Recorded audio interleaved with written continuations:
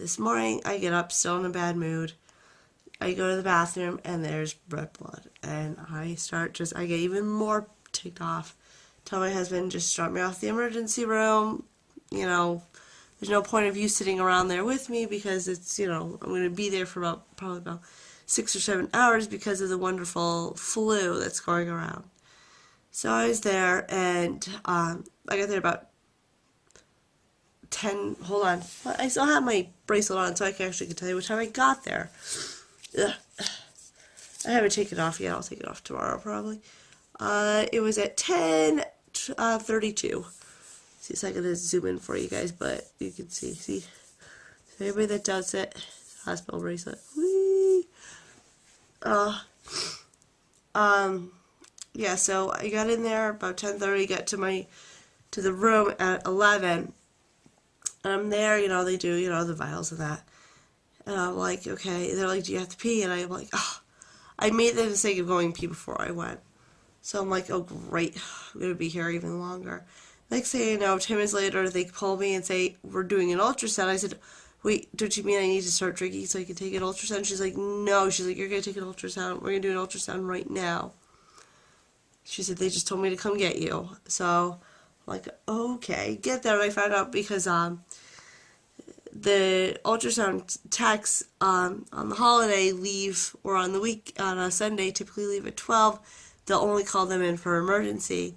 So since I was already there and they were there, they just kind of upped my time. Of course, she said, you know, does your bladder fill out? I said, no. She's like, oh, we might have to do a catheter. She's like, but let's do an ultrasound and see. So she, of course, did it on my abdomen first, and she's like, okay. She's like, just keep in mind. She's like, I can't tell you anything, and I'm like, yeah, I know. So she starts doing it transvaginally. And I feel kind of bad because I know I kind of manipulated her just a little bit. I said, you know, can I see this, you know, just the screen? You don't have to tell me anything, because my last time I went in August, the tech actually let me watch while she was doing it. And she said, yeah, sure, I can let you watch. She said, just keep in mind, I can't tell you anything. So, of course, you know, she's taking measurements, and it's the first time I've ever had one tell me, hold your breath. And I'm like, okay, so I hold my breath, and I was there for a good 45 minutes doing it, and I'm like, this is odd. And of course in my head going, that must mean that there's something there, or there's nothing there. So she, you know, she goes, okay, I'm all done. And I went, oh, and she's like, hold on. So she turns the screen to face me. And she said, okay, she's like, here's this, the gestational sac. Now I see the sac, it's still very oblong. And I could see down here, there's something there. And I pointed at the screen and said, is that a yolk sac? She's like, how do you know what a yolk sac is? I said, you know, not my first time being pregnant. She's like, okay. And so she was there for a little bit. I said, is that a flicker? She said, yeah. She said, hold on. So she froze it. And then I could really see the flicker. You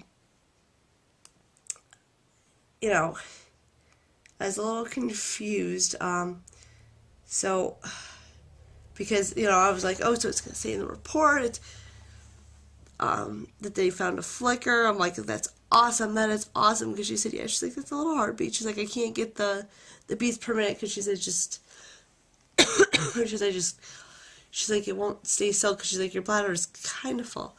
So I asked her, I said, okay, I said, you know, why didn't I see this yesterday? She said, well, you know, you have a slightly tilted uterus. I said, yeah. I said, even my doctor knows it. I said, it's a slight tilt. She said, you had a full bladder, didn't you? I said, how did you know that? She said, it can.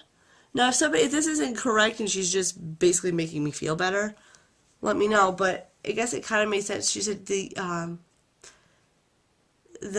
my bladder, if it was completely full, I said, yeah. I said, I was holding it, going, I think they need a urine sample yesterday. But anyway, so she said it could create like a shadow. She said because the yolk sac is way down at the bottom, she's like, it could have created a shadow. She said, or also that she didn't spend enough time in there. She's like, keep in mind, a doctor is looking at this. She only really maybe has 15 minutes at an appointment with you. She's like, I just spent 45 minutes doing this ultrasound. So I'm like, okay. So I get back to my room, all excited.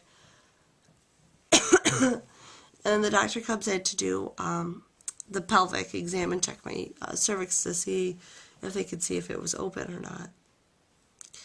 And she said, okay. She's like, everything looks really good. I said, okay. I said, what did the report actually say? And she said, well, it looks normal for, a 6-week and 1 day pregnancy. I said, 6 days and 1 week? I said, it should be only 6 weeks. And I said, she's like,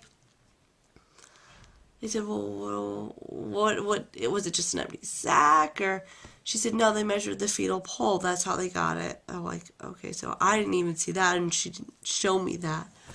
That's what I had thought I saw, because I kind of, when she left the room, so I could clean up after my ultrasound, I did look at the screen, and I thought I saw a picture that looked like it had a fetal pole. But she said it looked really, really good. And then, so of course in my head, knowing I didn't want to say anything to the doctor because I didn't want the tech to get in trouble.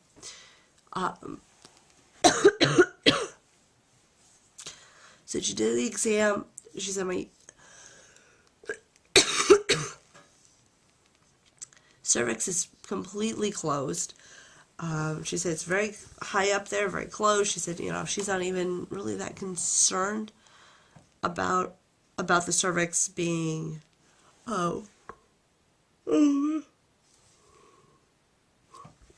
open. They believe that actually it was a cyst that burst. Because they asked, was I having more pain? I said, I had a lot more pain today than I normally do. So, anyways, sorry, that's my laptop. If you can hear that buzzing.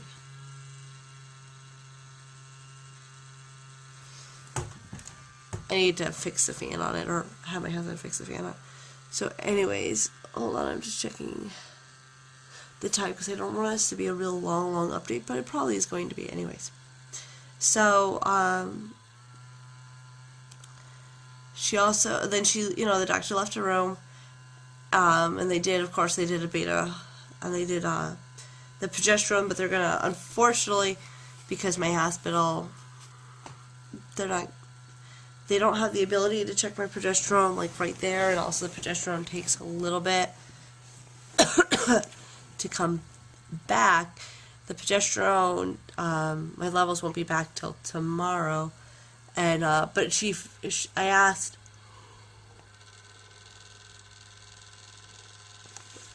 basically, she felt comfortable prescribing a progesterone supplement until at least until tomorrow, and she said actually she prescribed it for until I get 12 weeks. She said, she's like even if it just keeps you calm for the next 12 weeks, to the next, she said, 6 weeks. So actually, they did it out, I will have enough to get me till about 13 weeks.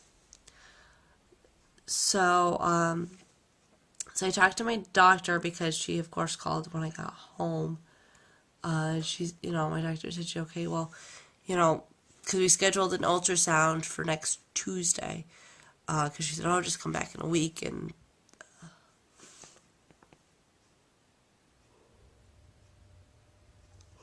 I'm so sorry, I'm so tired. But then, of course, being in the ER, they said, try to get an appointment for Thursday or Friday. Well, after talking with my husband, he said, it's really up to you, I said, you know what? Seeing that little flicker, I can make it till Tuesday. I said, I know that when I go in, we could be having another miscarriage, but, kind of let me enjoy that little flicker, all weekend, and it's next, give me a week of being happy that there was a little flicker.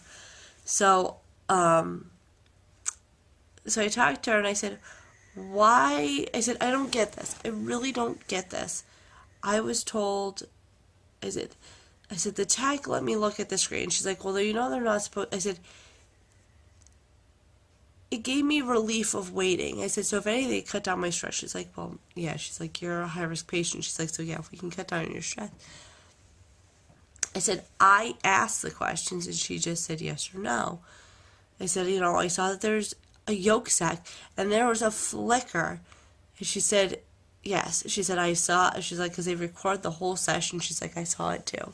She's like, so you're not, it's not the hopeful wishing.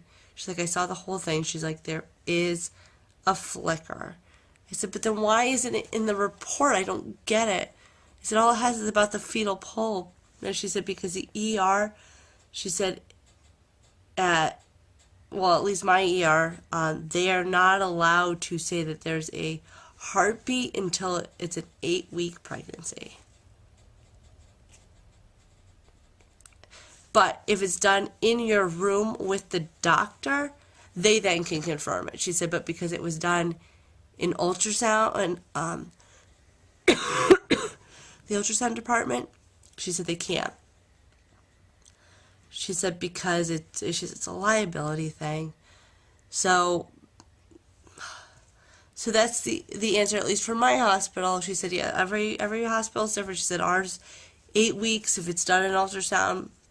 She said, but she's like, I have heard of techs letting. She's like, she's like, if there was no heartbeat or nothing there, she's like, more than likely she would have said, no, I can't. I can't. It's protocol. I can't show you. She's like, most of the time they break protocol because it makes you feel better. So that's kind of it for what's going on.